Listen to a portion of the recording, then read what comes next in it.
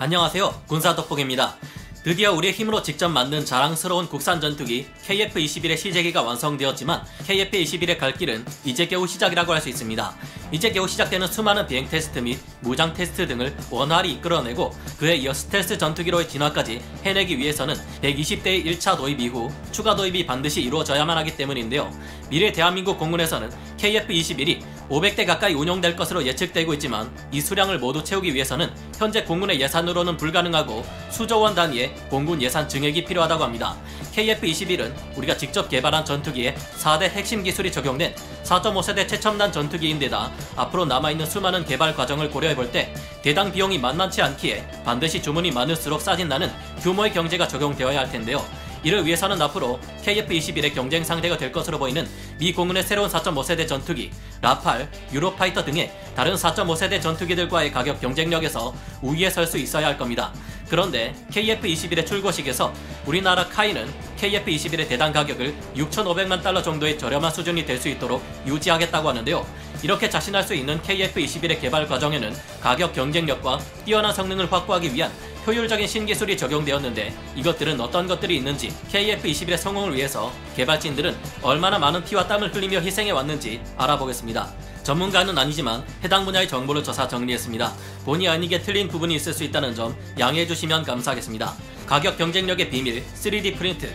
지난 미 공군의 고등훈련기 신규 도입 계획인 TX 프로그램에서 우리나라의 초음속 고등훈련기인 T-50A와 미국 보잉의 T-7A가 경쟁을 벌였던 바 있습니다.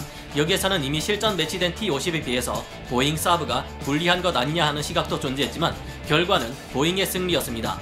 미 공군의 입찰 결과 발표문에서 보잉이 목표 예산 197억 달러의 절반도 되지 않은 가격인 92억 달러라는 낮은 가격으로 T-7A를 내놓았기 때문인데요. 이 당시 미 공군의 다소 높은 요구 조건을 달성하기 위해 T-50A는 업그레이드를 거치느라 비싸진 반면 보잉의 T-7A는 혁신적인 제작 기술을 도입해 가격 경쟁력에서 비교도 되지 않는 우위를 가지게 되었는데요. 바로 4차 산업혁명 기술의 하나인 3D 프린팅 기술입니다. 그런데 이 당시 우리나라는 결코 좌절에 주저앉아 있지만은 않았다는 것이 최근의 발표를 통해 드러났습니다. 우리 공군의 차세대 주력 전투기가 될 국산 전투기 KF-21에도 이와 같은 3D 프린트 기술이 적용된다는 것이 밝혀졌는데요. 미국 보잉과의 경쟁에서 패배한 뒤 얼마 지나지도 않았는데 그 이유를 분석하고 즉각적인 빠른 피드백이 이루어진 것입니다. 두산중공업은 KF-21에 3D 프린트 기술로 만든 부품을 공급했다고 최근 밝혔는데요. 해당 부품은 전투기 내의 공기 순환 시스템 구성품 중에 하나라고 합니다. 두산중공업은 지난 2019년 한국항공우주산업 카이와 항공용 소재 단조 및 3D 프린팅 공정 기술 국산화 협력에 관한 업무 협약을 맺고 KF-21 보람의 전투기에 들어가는 부품의 3D 프린팅 공정을 추진해 왔다고 하는데요. 카이와 두산중공업은 KF-21의 다른 부품들에도 3D 프린팅 기술을 적극 활용하기로 합의하고 관련 기술 개발을 진행하고 있습니다. 3D 프린팅 기술은 금속 또는 플라스틱 분말을 층층이 쌓아 빠르게 부품을 제작할 수 있는 공법을 말합니다. 이는 기존의 전투기의 부품을 만들 때 쓰이던 기술인 절삭, 사출 등과 같은 공법에 비해서 획기적일 정도로 제작 단가를 낮추고 더 빨리 부품을 생산할 수 있는 공법인데요. 그런 만큼 항공기의 가격 하락에 상당한 영향을 미치는 것으로 알려져 있습니다. 이는 현재 항공우주, 의료, 방산, 플랜트 등의 고부가 가치 산업에서 점점 더 많이 활용되고 있는데요. 2014년 8월 나사에서는 금속 3D 프린터로 만들어낸 로켓 엔진의 부품으로 연소 테스트를 진행했는데 100기압에 가까운 압력과 3000도가 넘는 열을 잘 견뎌냈다고 합니다. 2018년 10월 18일에는 이 해군이 핵항모인 해리 S 트루먼의 금속 3D 프린터로 만들어낸 부품을 일부 탑재한 채 12개월간 운용 테스트를 한다고 발표하기도 했을 정도로 3D 프린터는 갈수록 많은 분야에서 사용되고 있는데요. 우리 KF-21에도 이 같은 3D 프린팅 기술이 적용된다면 가격을 6,500만 달러 선에서 맞출 수 있다는 말에 근거가 될 수 있을 것으로 보입니다. 미국은 앞으로도 새로운 4.5세대 전투기에 이와 같은 3D 프린팅 기술을 이용할 것으로 전망되는데요. F-36 킹스네이크의 가격은 대당 약 450억 원에서 600억 원 정도가 될 것으로 예상되는데 이는 KF-21의 대당 예상 가격인 726억 원보다도 더 저렴한 가격이라 문제되는 것 아니냐, 탐지거리가 600km 수준에 이르는 세계 최고 성능의 A4 레이더, F-22의 엔진을 업그레이드한 버전의 엔진, F-22의 200배 수준에 달하는 인공지능까지 탑재된다는데 KF-21이 상대가 될 수 있겠냐는 걱정도 들 수 있겠지만 사실 아직 미 공군의 새로운 4.5세대 전투기는 정확한 모습이나 성능을 밝힌 바 없습니다.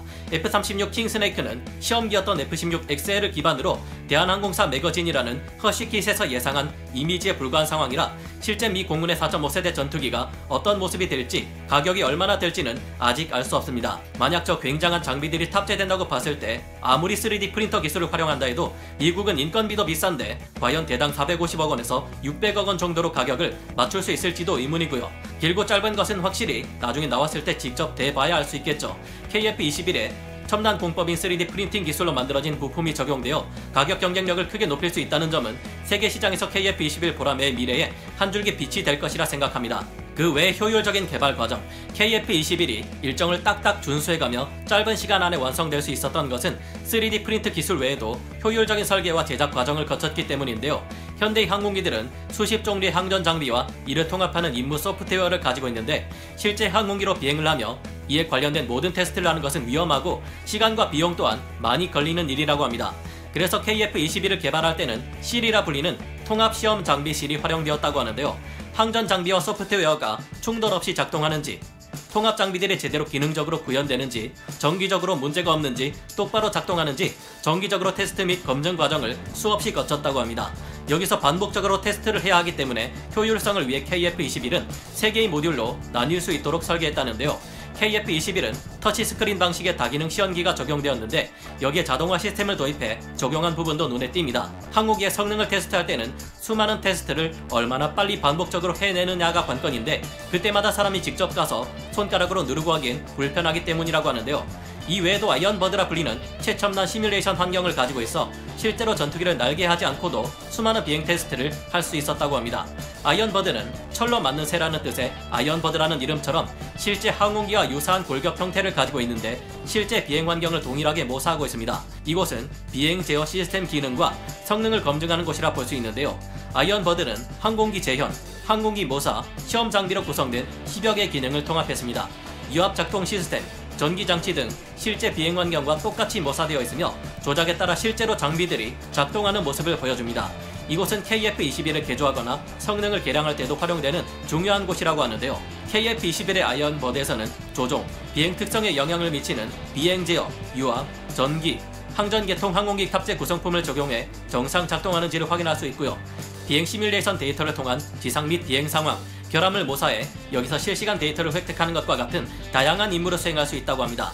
즉 실제로 날지 않을 뿐 아이언버드의 환경은 실제 KF-21과 가장 유사하다고 하는데요. 예를 들어 실제 항공기에서 엔진 고장이 발생한 상황을 모의 실험하는 것은 위험한 일이지만 이곳 아이언버드에서는 안전하게 해낼 수 있습니다. 해외 전투기들 또한 개발 과정에서 아이언버드가 사용되는 것은 필수였는데요. 아이언버드는 KF-21에 지상시험에 필요한 모든 상황을 모사해서 사전 검증 및 고장 탐구 과정을 수행할 수 있다고 합니다. 이 아이언버드는 한국항공우주산업 카이의 직원들과 협력업체의 5년간의 노력 끝에 완성된 것이라고 하는데요. 아이언버드를 통해서는 조종사의 훈련 및 비상 상황 발생 시 어떤 절차를 거쳐 대응할지에 대한 개발을 할 수 있으며 국산화 개발 지원, 선진적인 기술이 개발되면 이에 대한 개발 지원 등 활용 범위가 무궁무진할 것으로 예상된다고 합니다. 앞으로 멀지 않은 미래에는 실제 항공기가 없어도 실험을 진행할 수 있는 가상 아이언버드까지도 구축될 수 있을 것이라고 말해 큰 기대를 모으게 하는데요. T-50을 개발할 때만 해도 이 아이언버드가 없어서 항공기의 지상시험 및 비행시험을 거친 후 얻어지는 데이터를 통해 항공기의 성능을 검증했다고 하는데요. 하지만 이렇게 하는 것은 물리적, 시간적 한계가 많이 따랐던 만큼 기술 검증을 마음껏 해볼 수 없었다고 합니다. 하지만 이후 아이언버드가 개발되면서 KF-21 개발 때는 많은 사전 검증 테스트를 해볼 수 있었다고 하는데요. 자랑스러운 점은 이 아이언버드 또한 우리의 자체 기술로 독자 개발한 것이라는 점입니다. KF-21의 목표는 F-16 이상의 4.5세대 전투기가 되는 것이라고 하는데요. 전투기의 4대 핵심 기술이라 불리는 적외선 탐색 추적 장비 IRST, A4 레이더, 전자광학 표적 추적 장비 EOTGP, 전자파 방해 장비 RF 제머 모두 자체 개발된 것들이 장착됩니다. KF-21을 위해 카이의 직원들과 협력업체 직원들은 모두 엄청난 노고를 퍼부었는데요. 2019년 공개 전까지 실물 모형 형상 변경만 9번 있었고 도면만 해도 13,700장이 나왔을 정도라고 합니다. 심할 때는 월간 1,700장의 도면을 완성하는 기록을 세운 적도 있을 정도인데요. KF-21의 제작에는 리벳과 볼트 등 22만여 개의 표준품이 사용되었으며 7,000여 개의 구조물과 1,200여 개의 배관이 쓰였습니다. 이렇게 세세한 과정을 거치면서도 날개 짜투리 공간까지 활용해 연료를 더 채워 넣을 수 있도록 한 노력이 엿보이는데요. 550여 개의 전자장비와 기계장치, 250여 개 전기 배선 다발 등 이 모든 것을 직접 설계하고 제작하는 엄청난 노력이 필요했다고 합니다.